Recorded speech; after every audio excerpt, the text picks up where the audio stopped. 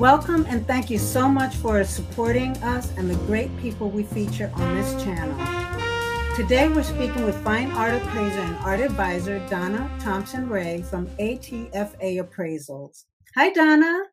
Hi, April. Thank you so much for having me. Thank you for joining us. I'm excited. For our audience and for me to learn about appraisals. It's very exciting.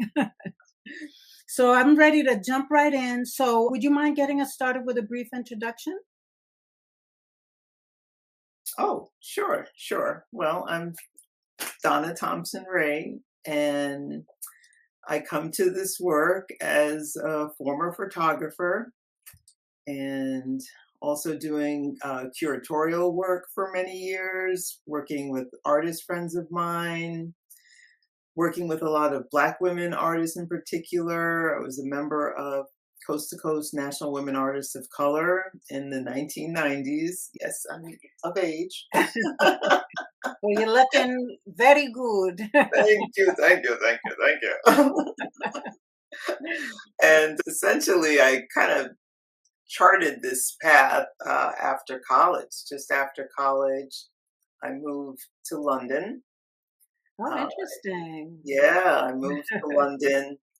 I was supposed to go directly to Italy, but I made a detour that lasted over a year and a couple of months in London. And at the time, I needed work because I was a college student and I needed to, have a roof over my head and pay for food and stuff like that as a very young 22-year-old, 23-year-old. And I decided that if I was going to stay in London, then I need to do the work that was closest to my heart. So I had to be in the art world in some fashion or another. And the most concrete job I could think of to get was to work in a gallery, right? I had done some of that work in school, coordinating the gallery monitors. I went to University of Rochester.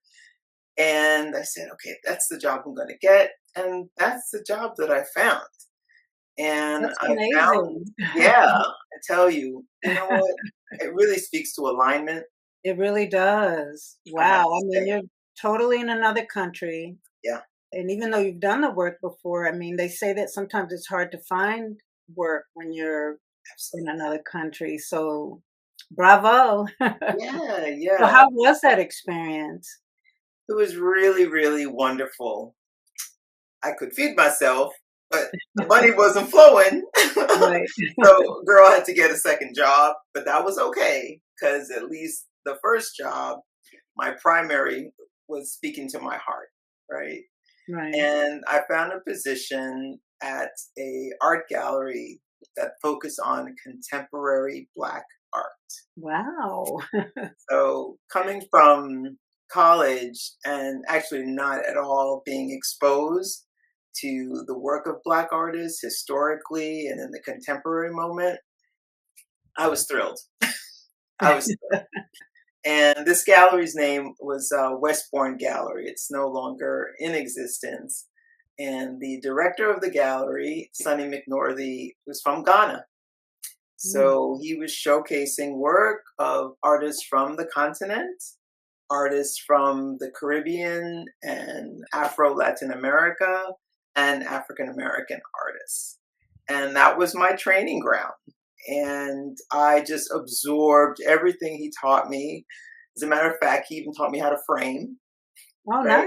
nice. So it's not just like typing out press releases and writing labels and helping him to install work on the wall, but he taught me a practical thing, right? Learning how to So were frame you building the frames? Were you actually building them? Yes, he Wow. was a master framer. Oh, nice. Master framer. So yes, he was building the frames. Besides the mat, that we purchased from the stores, from the art stores, he was actually building the frames, and he framed all the artwork that he exhibited. So I was able to learn like A to Z type of skills on managing a gallery. And I don't know how many months it took, but he promoted me to gallery director. Wow. Working alongside him. Yeah, he had quite a lot of faith in me. But you And must have shown something to him. I don't think he would just take that risk. yeah, yeah, I was earnest about the time I was spending and purposeful, again, Right. back to those intentions. And I was committed. I was totally committed. And when I came back to the States, I really wanted to continue that kind of work, April, but the salaries were really low.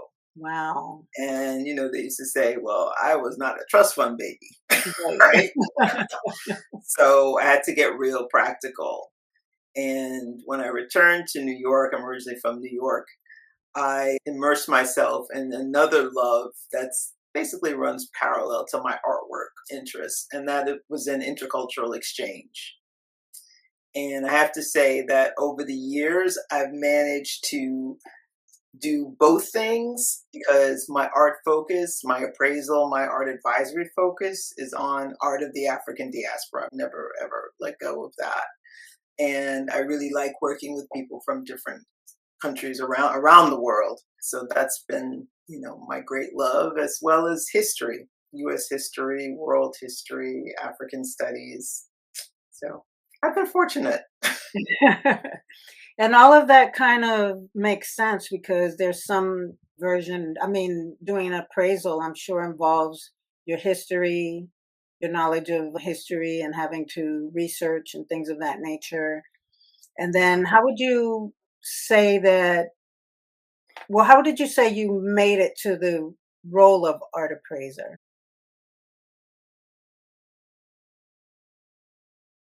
In the 90s, I had my first child. And when that had occurred, I put the photography work to the side, as well as a lot of other stuff, because I got busy. I just got busy. And, it's something that I would love to go back to, but I haven't recommitted to photography as a practitioner. But I knew that I wanted to study the history of photography. I knew I wanted to do something in the art world, Right. right? But not necessarily, as an active photographer or as a curator. And this continues to be a concern of mine always.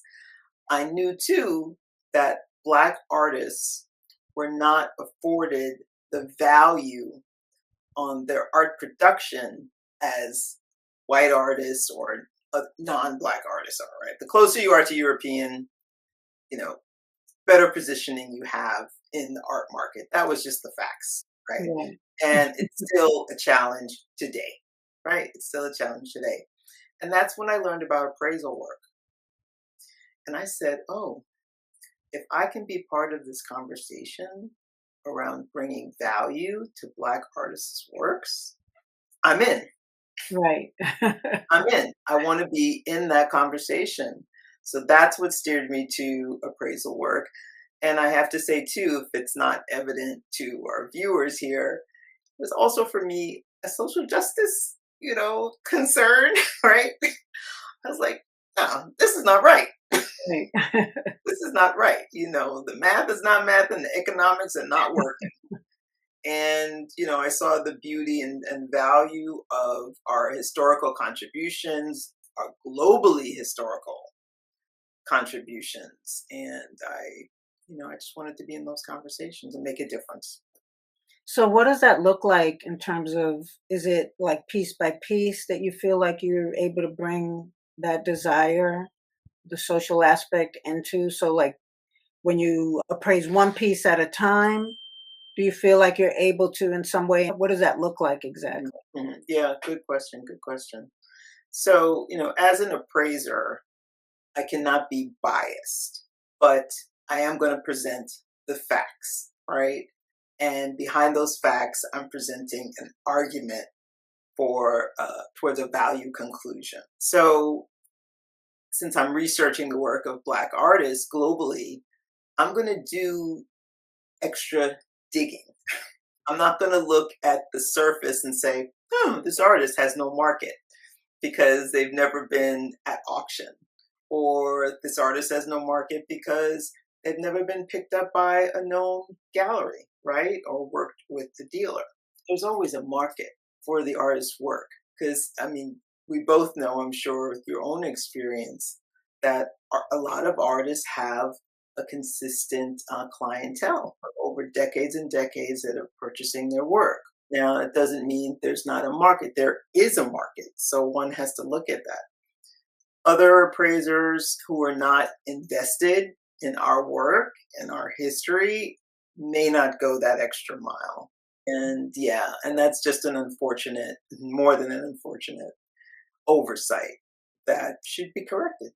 Would you call that a challenge? Is it challenging for you when you're having to do that type of digging? It is challenging. It is challenging because it does take more time.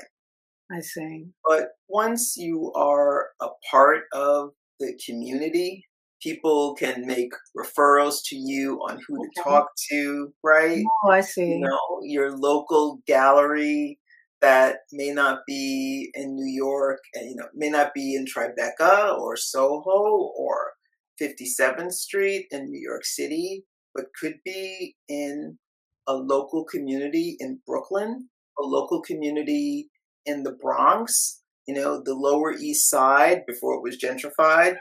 I They're the lived there keepers. at one point. Yes, okay, so you know what I'm talking about. Yeah, Yeah, I yeah. know. So they're the keepers of a lot of that information.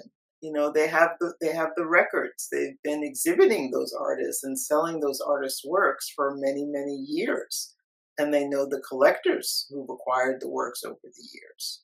So how would you say you approach appraising different type of art, such as you might have paintings, you might have sculptures? Do you appraise photography as well? I do. I Okay. do. How do Yeah, you, I what do. is are there different techniques or specialized techniques or approaches to doing the different types of artworks? Well, when I get an appraisal assignment, when a prospective client calls me, I first ask the question of what's the purpose behind the appraisal? That's the number one thing. Like, why are you contacting me? Has something, what significant thing has happened? Right. Hopefully, could be a divorce. It could Mm, be peril in your home. You've had a mm. flood. You've had a fire. Okay. Um, could have been a theft. It could be, I need some money. I need to sell. I need to sell Right. this artwork, or I think I got a good deal on a work, and I want to make sure that I'm spending the money that's the right amount of money to spend on the work. So can you help me? So it starts there, charitable donation, etc. And then from there, I determine like the scope of work for the project, right? And that also goes to the type of value that's being placed on the work. So, for Okay. example, if you're doing an insurance appraisal, you're looking at retail replacement value. So Okay. that's kind of right. Retail would be like the highest value you could place on the work in case you need to replace it. What's it going to cost you? What is its retail value? What is its sale price? What does it cost to reframe it to be made whole again? If you're doing charitable donation work, by and large, you're looking at auction sale prices, right? So what are the most recent results of works that are comparable to your subject property that you're appraising? So it's not so much a difference between the different mediums, Okay. but what is the appraisal problem to solve? Interesting. Yeah, We didn't never yeah. that. I know. I Like never thought generally that. you hear, the big, I don't get this question that often actually, but I used to. And that is, I just want to know. Okay. I just want to, like, I Yeah, get it goes into your process. Yeah, yeah. I just want to know. I just want to know appraisals, but I caution folks and say, this is not a definitive value.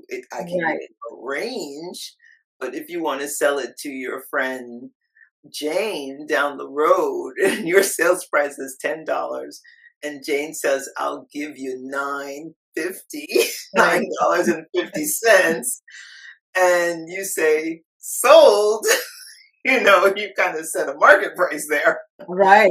That's may not for be the smart. work.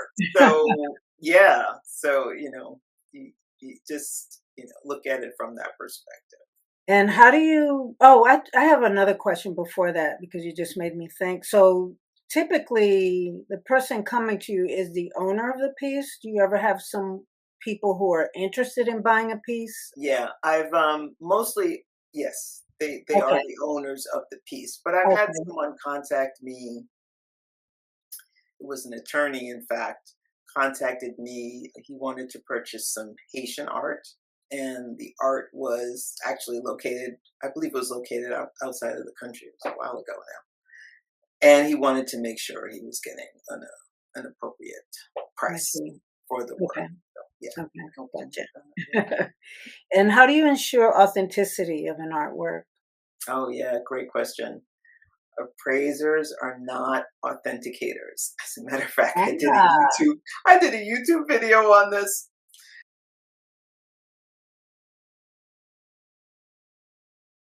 because a client had called a couple months ago and, oh, I have this work I purchased at an antique store, and it's from X artist who's present in the news because of a big sale. And it looks just like that artist's work. I don't see a signature. Don't see. I don't see a date. yikes. I, I don't see anything other. I don't see any other information on this work. Wow. Um, so I said, "Oh, that's wonderful," and I'm glad you saw fit to purchase the work. I am not an authenticator. Now we have to go find the authenticators for that artist's work. Wow. Those folks would be like an art historian, Hmm. could be the artist dealer, their gallery, they have a foundation, or the folks who are managing their estate if they're no longer alive. If the Okay. artist is alive, the artists themselves could authenticate the work. You really need to get the definitive look over of the work from someone who's working with that work consistently, right? Because they are the authenticators. Appraisers are not authenticators. Now, that said, I'm not saying there aren't appraisers out there who do authenticate. I do not. I absolutely do not. And that's because I'm a member of the American Society of Appraisers. And in our continuing education program, that is what we were told. They tell you this is your role. Right. Okay? As an appraiser, you're doing value conclusions. You stay in your lane. You staying in your lane is really, really important. And even like you had mentioned that I'm both an appraiser and an art advisor. When I have on my appraiser's hat, I let the client know. When I have my art advisor's hat on, I let the client know because I don't want to mix up with conflict of interest. I understand. That makes sense. Yeah, yeah, yeah, And yeah, yeah. you mentioned a YouTube channel, so Yes. Oh, yes. talk a little bit about that while we're at it. Oh, sure, sure, sure, sure. Gosh, I started it many years ago, but time got away from me. And the point behind the channel is I'm really interested in this conversation on investing in art, investing in Black art, groups coming together and owning shares of art. I'm very interested in that That's conversation. interesting. So that's kind of what I want to be exploring on the channel. And early on too, I was interested in NFTs. I need a Not PhD. now, huh? Yeah. Put I that kind of to the side. I kind of back that up a little bit. Yeah. Right, right. So that's interesting what you said about groups of people. Is that something that exists now? I know that Masterworks is a company that does that, but it Right. sounds like what you're talking about is actually smaller groups that might get together. Is that what you're referring Or to? something in between the two. I have to do more research. Okay. yeah, I want to do more research. I want to know about the successful models out there. Okay. So my channel, in a way, is really going to get out like my journey through understanding Oh, that sounds exciting. investigative black art. I Yeah. will definitely be watching. I got so wrapped up in that, I forgot to keep looking at my questions. Well, since we took a little detour with the YouTube, which we definitely will be putting her information in the description below, so keep an eye out. Thank you. But it's basically ATFA Appraisals, right? If they Right. type that Yes. in, they'll find you. So, That's right. Go to YouTube and search ATFA Appraisals, and you'll find me. okay. Well, we're excited to see what you have coming up. So we're going to take a little short detour and ask just little questions that we ask that have nothing to do with appraisal. So the first one is, if you could meet any living person for dinner, who would you pick and why? Oh my goodness. Any living person for dinner? Hmm, You know who I'd like to meet? I'd like to meet Cynthia Bailey, Oh, okay. the fashion model and now actress, because she's my birthday buddy. Oh, what's your Yeah, birthday? February 19th. Oh, okay. Yeah, Um, yeah. Pisces? Yes, Oh, exactly. okay. Exactly. Yeah, so I'd like to meet her. Probably, and actually I believe also Jay Clapper. That's the newsman on CNN. Hmm. I I may am, not have the name. I may not have the last name. and I'm not I don't watch the news. Okay, but Every, but my every, point with that is, yeah, right. I'd like to meet other people born on the same Oh, day. Yeah, okay. yeah. What Jerry would be Saltz, the big also the question? art critic. Oh, okay. What Yeah. would be like that? Quite like one. If you have one question, they gave you one question to ask, and you have to be quiet the rest of the dinner. What would be that one big question? Do you think you would Oh, ask? I think it would. I would ask them if they hadn't pursued the profession that they did, what else would they have done? Oh, that's a Yeah, good one. yeah, yeah. And what's the best piece of advice you've ever been given? Well, the stay in your lane advice is like, A good one within your profession, right? yeah, that was really helpful, and my mentor actually gave me that phrase, and it really just stuck with me. It makes sense. Yeah, I'm not sure, Well, but that's a actually, good one. I mean, stay mhm, in your lane. That can lane, apply to life, right, especially like on social media where people don't like to necessarily stay in their lane. So right, that's a right. good one. We'll all take that one. Okay, Stay in your lane. good. And what skill do you think everyone should have? Hmm. Okay, so what came to my heart immediately was the skill to smile. Oh, The skill, yeah, yeah. My husband and daughter and I took salsa lessons together. oh, nice. Must have been maybe over 2 or 3 years. We're all taking salsa lessons together. Oh, so you've been doing it over 2 or 3 years now? Well, I haven't done it in a couple years, but together Okay. there was a time period where we Oh, I were, see. yeah, I two see. or 3 years. And one of the things our teacher told us, because we performed, I Oh, only did it really? one time. My husband went on to perform. My daughter and I did it one Wow, time. But he continued to perform. So nice. when he was instructing us on our dance choreography, he would say, "Smile at the audience," and that just took to me. I said, "Okay, no matter what I'm doing, I don't care what my feet, my arms, my leg, Right, whatever.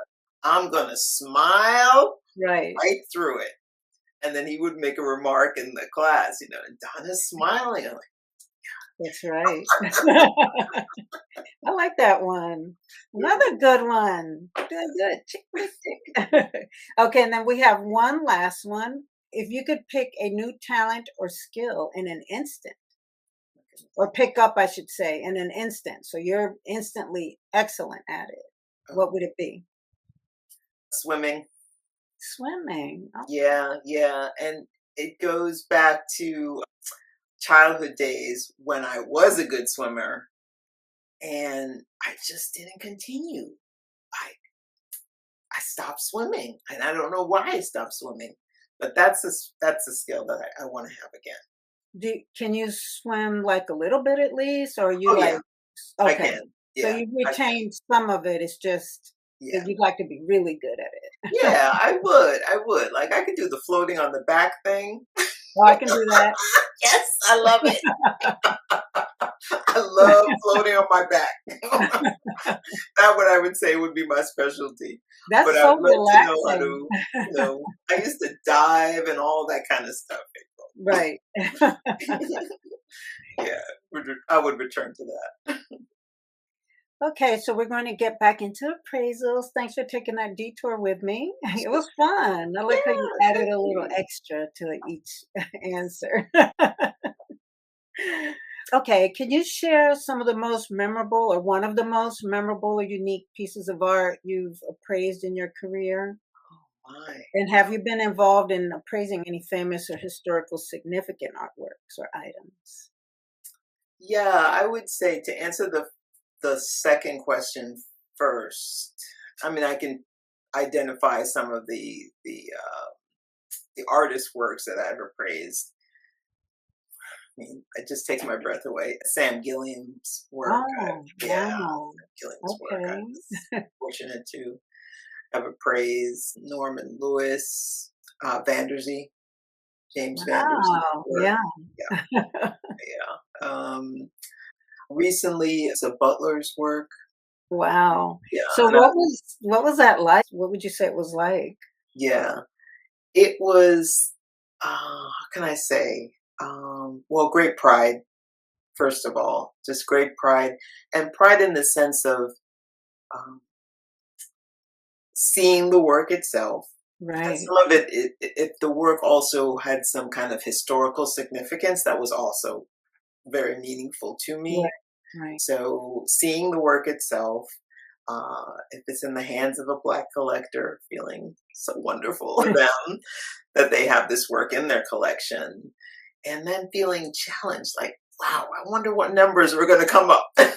for this artist, or like what's going on in their market. So, having the time to research that. And also in the research too, you come across the ways that people have spoken of how they describe the work and its significance, how it travels in the market through various collections.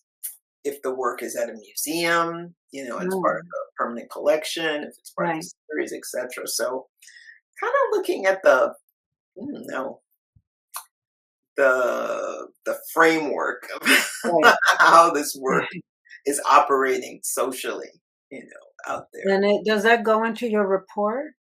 Do you include Some of that that? information Okay. does, yeah. I mean, like the information around the provenance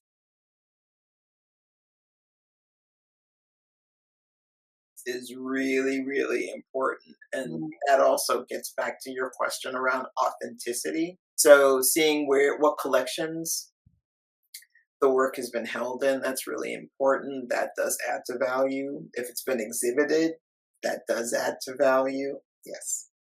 and does the person have to show, like, let's say it's someone who's purchased it, do you require like a receipt or something to show? I asked them to kindly hand over, yes,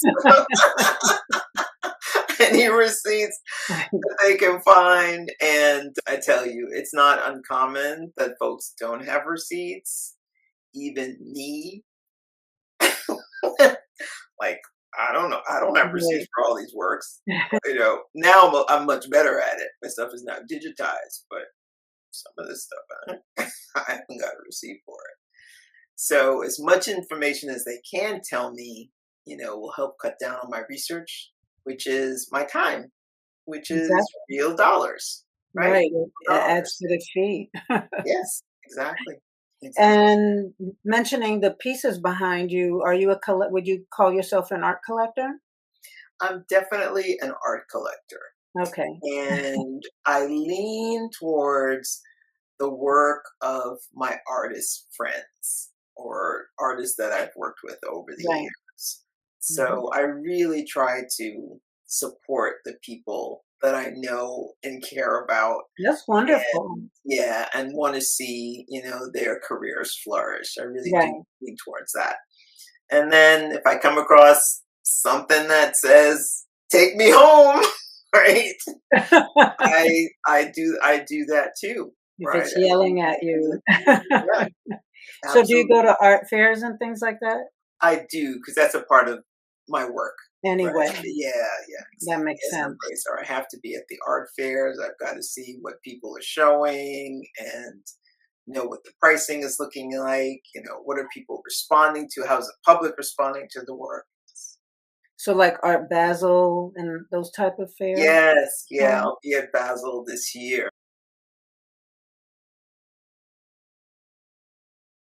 I've got to book my flight, are you going actually. to, do you go to which one? There are like several now. The Miami one? I go to the Miami. Yeah, I Okay, go to the Miami one, and I try to go to some additional fairs that are showing or other right. exhibits that are in the area as well. You're Yeah, being in New York, you have access to a lot. yeah. New York is big. Right, There's a right. lot. They're There's gonna, a lot to see, and I just try to stay focused.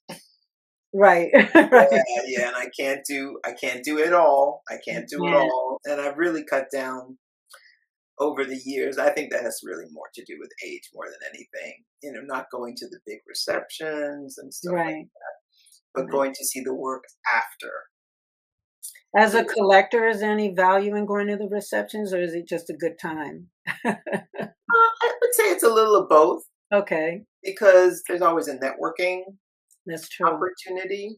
But as you know too, in the art world, relationships. It's about relationships. Right. So it's good to know the dealers and the gallerists, the staff, the writers, the artists. It's good to know. It's good to circulate Right. as much as you can out there. Yeah. That makes sense. And would you say there are any specific market factors or trends that are particularly relevant for art appraisers in the current art market?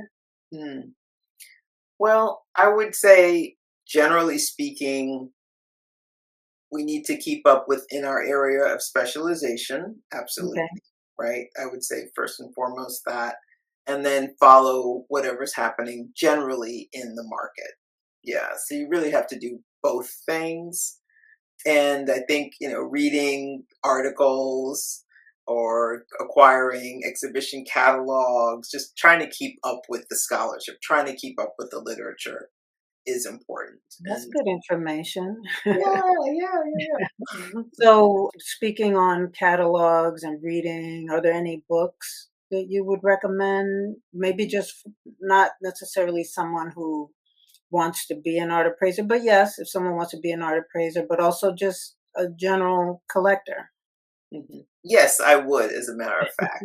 Um, well, number one, if you are collecting African American art, especially art on paper, you'll want Dr. Halima Taha's book, Collecting African American Art. Now, I'm aware that it costs a pretty penny right now on the market. It costs a pretty penny because it's Yes, out of print. Let's just yeah, let people know that right, that's the right. reason. Yeah, yeah, yeah, yeah. It's a So, collector's item now. yeah. And I don't know actually I don't even know if it's, I guess maybe libraries have it. It could be, you Yeah, know, libraries have it, so you could read it, yes, but you could access it, read it, and then you have to give it back. So you can't keep it, yeah, but at least you can get the information. It is a exactly. gem. I agree. It is Mhm. a gem. That is first and foremost. For folks in academe, you could potentially try to get like interlibrary loan, or you can ask them to photocopy Okay. chapters, specific chapters too. So Okay. just a little tip. Yeah, in case you don't have Right, want to spend or have it to spend exactly. at this time. Yeah. That's fair. Then for African art, I have a book which is like, loosely I say it's my Bible or it's my go-to book. Right. And it's The Arts of Africa. Good. But it is my go-to book on traditional African art. Okay. I haven't heard of that, so I'm excited. Yeah, it's a really terrific book. And then I would say for photography, you'll want any book by Deborah Willis. Okay. Dr. Deborah Willis. Right. Any book, Deborah Willis, as we know, Dr. Deborah Willis, great photo historian, focusing on Black photographies. You'll want any book by Dr. Willis. Reflections in Black is essentially like a history of Black photography, but up to even her more recent book on Civil War Black soldiers. You'll want any book by her. Yeah. Wow, I'm glad I asked you that. Some good ones. Yeah. And there are many, many, many more. I'm looking at what's on my top 3. If I had to select, like, these are the ones. And that's a good starting point. So we can keep digging from there, but that's a good start. Exactly. Like you said, we'll put it in the description below. And what would you say is the future of art appraisal? And then coupled with that, just looking at some of the emerging trends and technologies that could impact the world of art appraisal. Yeah, I think I can respond to that, both of those 2 questions, very succinctly. Right. AI. Recently, I did a workshop that showed you how to use AI tools and essentially train the tool to speak in your own voice. Literally your voice, or your voice meaning and your mindset, or your mindset, or your writing style. I see. Right. Yes. And I was just stunned that would be possible, that is a thing. And, I tested it out, and it spurted out, here is, the commentary I have on your writing. It's clear, it's creative, it's bubbly, whatever. It smiles, whatever, right? It did that. And then I told it to, like, outline a script for a video on a particular topic, right? Narrow. And I was like, whoa, it was really blowing me away. And I realized that as an appraiser, I've got to learn how to incorporate AI effectively.